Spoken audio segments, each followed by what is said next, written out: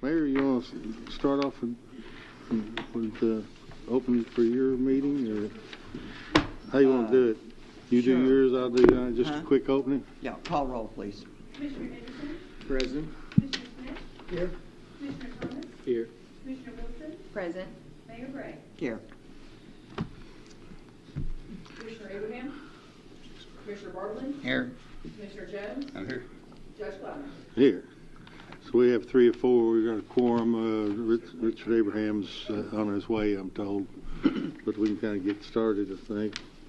You want to make any kind of statement or anything, or you want to just call Gary up and let him Yeah, start I'll it? say Okay. just a little bit. Right. So, is this on, or is it? Okay. So, well, we're coming together really to adopt a comprehensive plan, and we were just talking up here among ourselves. I think the state of Kentucky requires us to do a comprehensive plan every 5 years. Yeah. And so 5 years ago, the city and county did them separately. And so, our infinite wisdom, we decided to do them together this year because it makes an awful lot of sense because, we're looking out for the entire community, and the city and county really are together, and so many people use the services of both. So it makes a lot of sense. So from my perspective, I'm really glad we were able to do it together. So any other commissioners like to say anything? Okay. Y'all have anything you want to say about it? I don't. I think you put it well. Gary, you want to start in? I didn't look at the agenda. I think that's the only thing on the agenda, right? Yeah.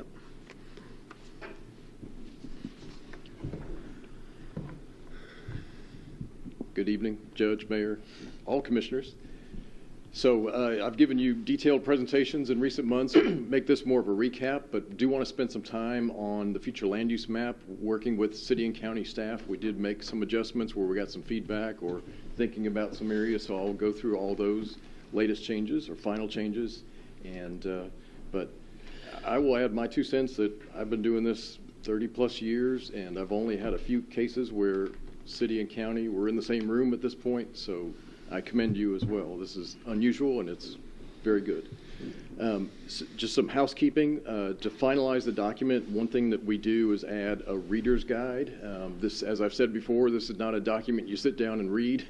Typically, it's more of a reference document, so we like to put a page up front that just points out, if you look at these things, you'll get the gist of the plan, the goals, the background. So we'll put that up front, and we'll finalize the rest of the document, table of contents, things like that. And most importantly, get all the files to city and county staff for future updates. And one editorial item that we realized in the housing and neighborhood section, there's a recap of a number of programs that on the city side that they use to encourage housing affordability, housing programs. So we had deleted a bullet there. We realized need to put it back, just mention of the tax increment finance district. So just an editorial item, not substantive. So just want to recap again, this plan was built on public input from the beginning and leadership input. It's not our plan. We helped bring it together and listen. And I really appreciated the media feedback after the forum that we did in November. Somebody saying my voice was heard because they came to some of our early meetings, stated hopes or concerns, and they saw it in the plan, and they saw a way to address a concern. So that's what you're looking for in these processes. So once again, to recap, these are the 6 themes that kind of rose to the top as we put the plan together from the population perspective. And I'll just mention once again that there's projections in the plan for the entire county, potentially approaching 74,000 population by 2040. Just the city limits approaching just under 30,000. Those are more aggressive projections than what the state has right now. As I always say, take it a year at a time, see how things actually play out, but that's a projection out to 2040. So, but then all these themes, once again, that were from our earliest discussions, kind of the nuts and bolts of city and county government, infrastructure, safety, economy, and certainly quality of life and things that draw people here to your area. So based on that, these are the 6 chapters or sections of the plan, the different typical topic areas of these plans, and again, addressing state requirements for comprehensive plans. A number of goals. These are kind of the heart of the plan as far as words on paper. We've used this slide before just to kind of call out some of the key words, but those goals end up in staff reports for zoning decisions, in grant applications, so that's where these words are very important, maybe a factor in budgeting, looking back to goal statements. So let me get back to the future land use plan. So this is just last week's date, latest edition. Countywide view. Once again, the lightest green is agriculture. Darker green is rural residential. The darker yellow is urban residential. These are the county land use categories on the county side. And then you see the reds of commercial areas, commercial corridors, dark purple, heavy industry, light purple, light industry. And then on the city side, same map, just zoomed in to the city view, although there are a few differences in categories. It's one joint map, but there are a few different categories between the city and county parts of the map within the city limits versus the rest of the county for zoning reasons to match up with zoning districts, since the city and county have their own zoning ordinances. So 4 slides here. Let me just point out some changes since we last met with you in October. On the very east end of the county, on I-24, there's an area now that is more focused toward light industry on the first interchange there into the county. We had the discussion about up in the northwest part of the county, the heavy industry along the river. On the current map, previous maps, it came all the way down to Ogden Landing Road down here. So actually, the draft that we had at that October workshop, we had taken that off completely, so we restored it based on that discussion, just not with as much depth in from the river. So there still is that potential for industry on the riverfront. One of the other changes was around the sports complex. The area just to the north is now shown as agriculture, partly thinking about environment, floodplain, things like that. But then also expanded on parks and recreation in that same area near where the county soccer fields are. We did expand just west of the Triple Rail area, put a little bit more area in heavy industry, and then went back in the Granville area. And if you can picture those roadways, there's a fair amount of homes and development along those roads. So we put rural residential there where it had been taken away before and just shown as agriculture. As you recall, we really reduced the amount of rural residential away from the core area of the county and the city. And let's see, this is more on the city side now. Well, actually, this one up on the top right is also on the county side, just kind of the boundary between commercial and residential out off of Highway 60. So just made some adjustments there. Let's see, that's we adjusted. It's the commercial there on the bottom right, and then more rural residential where we had light industry before around exit 11. And then again, more up in the northwest part of the city near one of the interchanges near exit 3. Just a little bit more industrial there based on some applications that are coming in, kind of the trend in that area. And final one, more in town, just added some more commercial in a couple of spots there around the interstate, and then within the center city made some adjustments, just in a couple of cases, just things we had left off. We needed to show park in one location, and again, kind of that edge between commercial and residential, and some projects that are in the pipeline. So those are the changes on the map since we last met. We waited to do some calculations until the map was set, but this is just the city limits and very basic categories. 38% residential.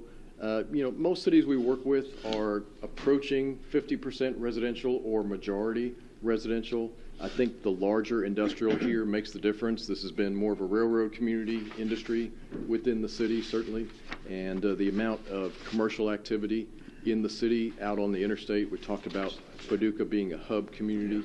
So on the next one, just broke it out a little bit more detail. These are all the categories that are on the city side.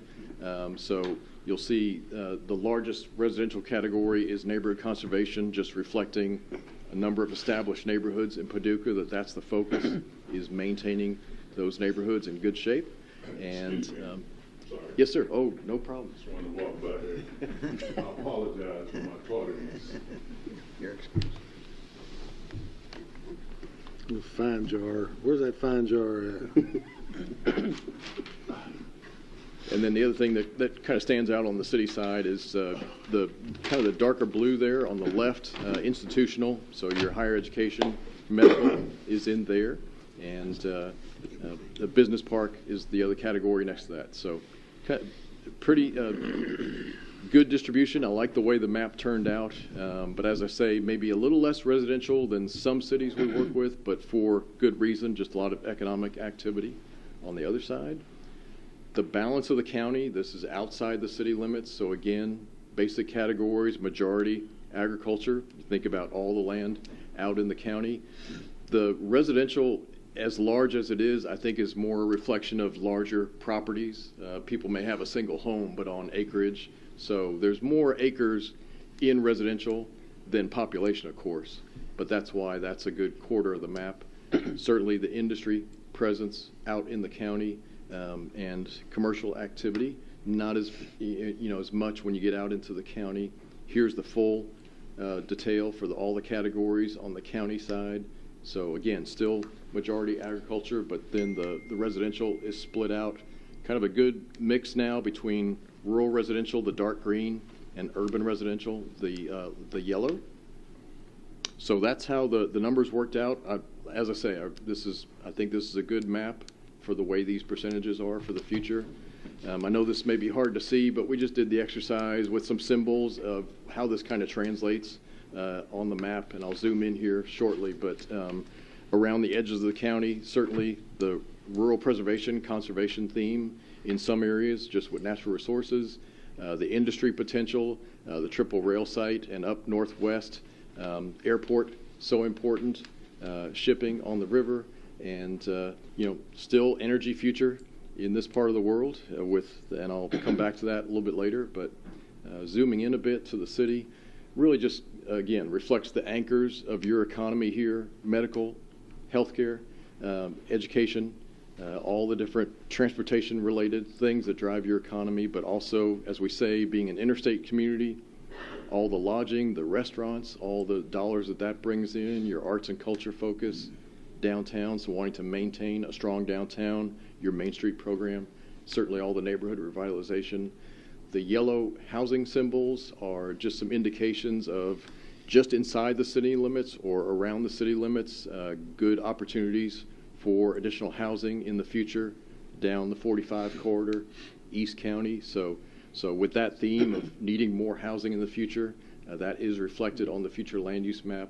Certainly the sports complex, a next big thing on the recreation side, and then the potential for the Greenway connection down into South Side. So I just want to kind of illustrate how the future land use map translates into economy, housing, all these things that really drive the area.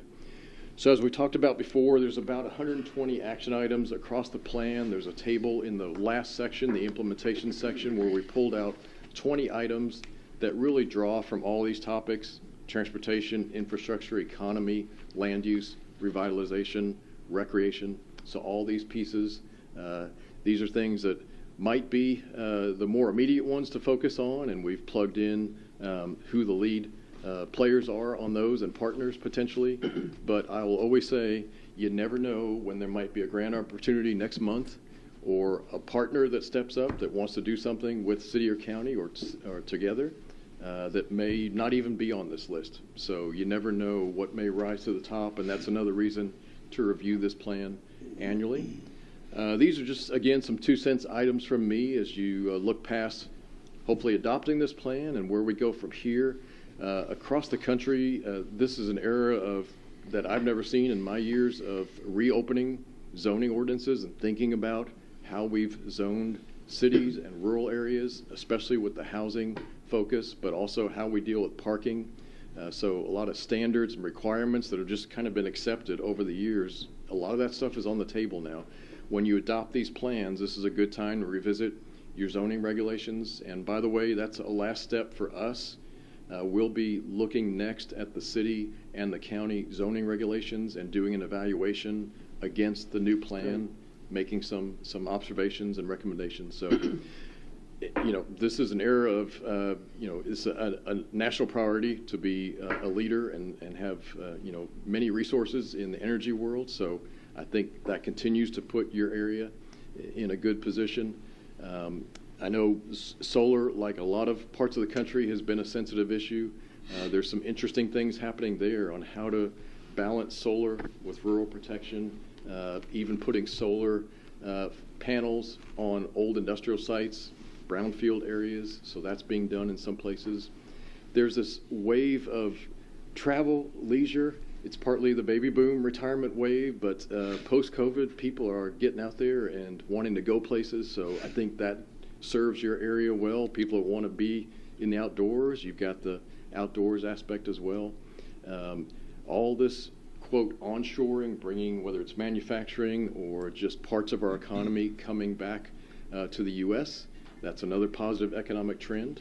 And just everything that's going on in the transportation world with how our vehicles are built, how they're fueled. So a lot of good things that I think are positives. Some things to think about or that could be challenges.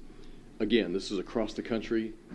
Just the basic first step of getting into a house, how difficult that is for so many people, younger people, or people wanting to make that first purchase. So, and just all the stats that are out there on how many homes we should have in the pipeline, but how many are actually being built, that makes it even tougher. In a lot of communities, we have this trend of it's not just us individuals buying homes, but, quote, institutional investors buying homes and holding them, whatever. In addition to all these housing challenges, we have this trend of smaller households. So, people staying single longer, maybe not getting married till later, empty nester households, single parent. So what that means is you need even more housing units if you got smaller households to accommodate more people in smaller households. So everything that's going on with climate trends, whatever you think about that, the realities of the hazards we face, weather, things like that, and just the cost of recovery that we're seeing in all across our map, literally from North Carolina to California. Higher education I put on there just because, a part of being a hub community here is having community college, Murray presence. Smaller institutions are having a tough time right now, partly with numbers, but financially. So that's certainly something that's on the horizon. And just where we are with, being able to rely on federal and state levels for funds after a period during COVID of getting an unusual infusion of funds.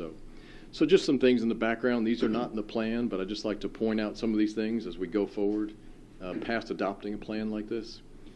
So final thing, I think I mentioned this in earlier meetings. I always put this slide last because it sometimes comes up, the question, if we adopt this plan, are we committing ourselves to do everything in this plan? Absolutely not. It's a guidance document. You adopt it to show that it's an official city and county plan, but it's a guidance document. At the end of the day, nothing happens automatically by adopting this document. Pretty much everything that might come out of it comes back to you.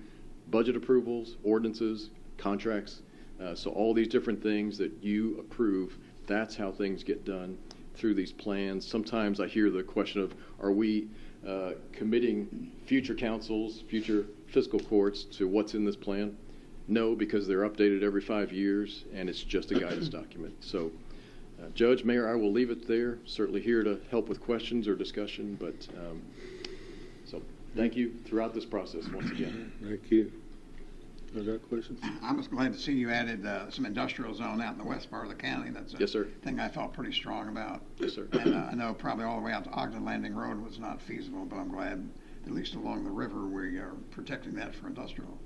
So I was glad that got back in there. I know that's in and out a couple of times. So. Yes, sir. Appreciate staff coordination on that. And I keep reminding myself, when you look at the county-wide map, that's a lot of land out there. So even that strip along the river is a lot of acreage. And That's in hopefully it industrial. becomes a document that sits on our desk and not on a shelf somewhere, so Yep. hopefully we can look at it from time to time. And a lot going on right now is very valuable.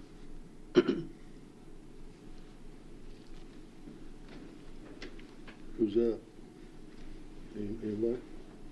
I'll make a comment. Just going through this, I was on the committee going through this material, and it really is, it's interesting when you see it broken down like this. There's a big difference in the city zoning, the county zoning, and how the city's growing, how the county zone is growing, and it's important that all are done where they sync together. But it's also good to recognize there's a lot of difference in the philosophies of the city and the county and all, and so it's really good to see it all down on paper. It's educational to see, and I think it's a great process that we sit down and look at it, and we all row in the same direction for growth, because that's what we all want. So, thank you. If I may, I'll just say that typically when we're working on a map like this, we're working on one side of that boundary, and whether it's another city right next door or county, you're working on one side of the boundary, but not dealing with the other side, so you try and match things up. But we had the opportunity here to look on both sides of the boundary, city and county, make sure we're putting something compatible residential on the other side, or matching up residential, and thinking about all those at the same time.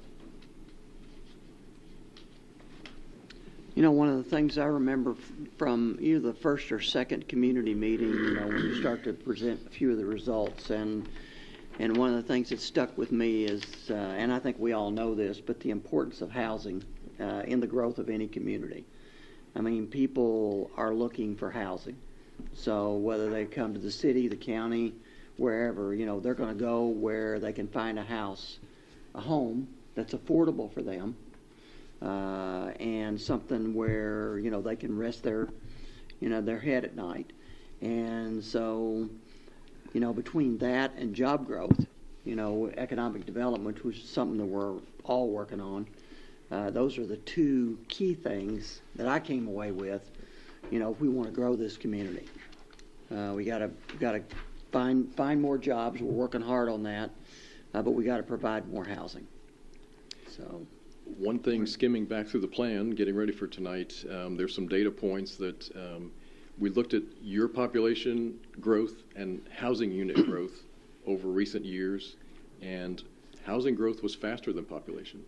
So it's not that you haven't been building homes.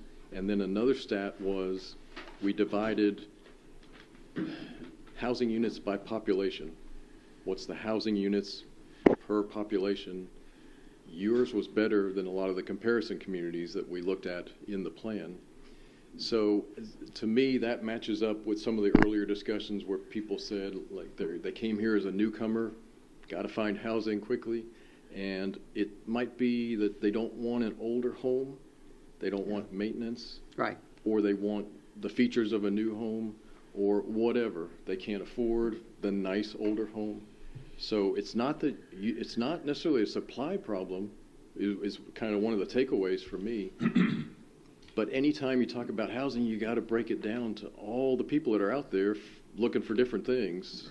First-time purchase, downsizing, people moving up as the family grows, whatever. So all those situations. So those remarks cut across city and county both, or those are more city both? People didn't distinguish, but I remember people saying that if I wanted to live in the city, there was in one of our sessions, it was focused mostly on medical community. And so they were saying there, I might want to live close to the hospital. Couldn't right off the bat. I'm out in the county, or even, I think one person said, next county over, to get, something that was comfortable and willing to commute. Right. What format will this be in? Will we have printed copies of this, or will this just be in a digital format? Both, printed, and it'll be online. It's on the city website and county website as well. But you will provide some printed copies? Yes. For us old folks who It's easier to look at a printed copy than online. You and me both. I'd like to have one if you put one together. I'm kind of curious about just, not just our community, but I guess countrywide, United States wide, this trend of like tiny houses or reduced size housing and more efficient housing, maybe housing on smaller parcels. Like you said a while ago, there's a lot of residences in the county that sit on, 10, 20, 40 acres, that sort of thing. In the city, probably hardly any, I guess, more than a few acres. Is that a trend that you think is going to be showing up in the next 20 years? Is multiple housing, smaller housing on a small footprint? Definitely, it's my experience and probably your staff that development community is saying we need smaller lots to reach a price point that helps more people be able to purchase. It's the trade-off of where you put density, infrastructure implications. If it's in maybe an older area, can your infrastructure handle it? If it's out in the county, is there infrastructure? Is it going to be a community septic system, something like that? When it gets out into more county areas, then we start to think about that rural preservation aspect. Typically, if you allow more density, you want to offset that with some open space, so you maintain a buffer around the development, so it blends in better with the area. So, yes, the simple answer is yes. There's pressure to go smaller with lot sizes generally across the country. Land costs everywhere, taxes, are going up. So that's the challenge in trying to make homes affordable. Yeah. Okay. Anybody else got anything? And Judge, if I may, just we mentioned it in the plan, and another trend that's out there, along with the trend of what's called missing middle housing, that we build single-family homes and we build apartment complexes, and then a lot of places we don't have as much in between anymore. But a nice model also is it's sometimes called cottage court housing, smaller homes, but arranged around a common space, a courtyard area, a green space, versus just looking at individual homes on lots, more clustering homes. So it's more of a neighborhood feel, a community feel, which helps to offset density in some ways, versus how homes like that are typically built. What was the term you used? Cottage what? Cottage court is one term. And so in some places, that's a basic question is, does your zoning even allow that? Do you have to jump through a number of hoops to get to that outcome? Because that is a popular housing type, increasingly popular. Okay. You all done? I think so. Thanks to Greg, Josh, Carol, everybody that worked on this. Appreciate all your hard work, because I know there's a lot put into it. And the advisor group. Forgot to mention that. And the advisor group. Okay. I assume from the questions, there's not going to be anybody maybe that is not in favor of the plan. If there's somebody that's not in favor of it, maybe we need to have some discussion about that. But nobody. I think we're good on our side. Okay. Y'all good? Everybody good? All right. You want to go first, or what are you going to do? Sure. Would you read the motion, please? I propose a motion that the Board of Commissioners introduce the ordinance entitled, the ordinance adopting the City of Toledo McCracken County Joint Comprehensive Plan pursuant to KRS 100 number 29.3. This ordinance is summarized as follows. This ordinance adopts the City of Toledo McCracken County Comprehensive Plan and Statement of Goals and Objectives recommended and adopted by the City Council pursuant to provisions of KRS 100.193. The plan shall serve as the official guide and direction for policy decisions within the jurisdictional areas of the city. So moved. Second.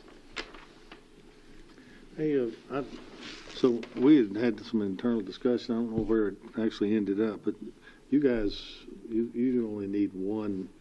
You're going to vote tonight. Intend to. No, we're introducing it as an ordinance. Oh.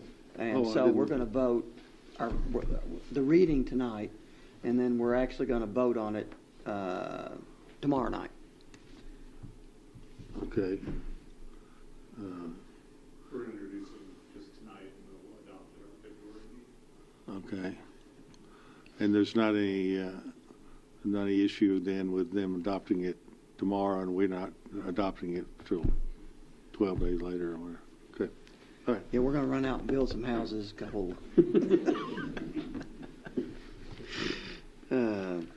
Okay, we're good on our side. Okay.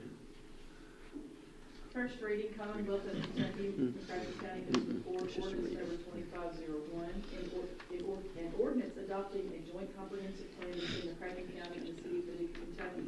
Summary, the present ordinance sets forth a joint comprehensive plan between McCracken County and the city of Paducah as a guide to future growth, land use, and development strategies.